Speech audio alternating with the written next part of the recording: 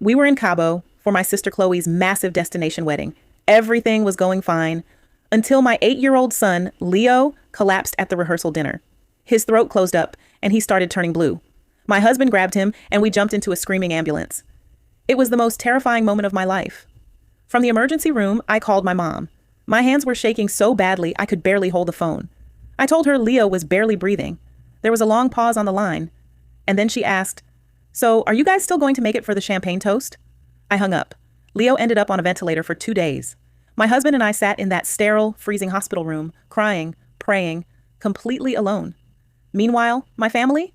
They were busy posting on Instagram, pictures of them taking tequila shots, selfies with the caption, "Best weekend ever."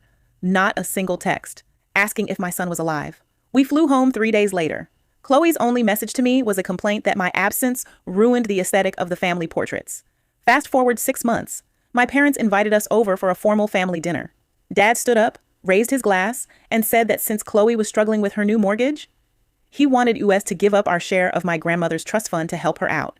Because, he smiled, family always takes care of each other. I didn't yell. I didn't cry. I just reached into my bag and pulled out a thick folder. I slid the $50,000 hospital bill across the table. Right next to it, I placed printed screenshots of their tequila selfies with the timestamps highlighted. "This is what you were doing," I said, pointing to the photos, while my son was fighting for his life. The room went dead silent. "As for the trust fund," I whispered, leaning in, "I already had my lawyers lock it into an unbreakable educational trust for Leo. You get nothing." We walked out before they could even respond. They keep calling now, begging for forgiveness, but I don't answer. Because true colors never wash off.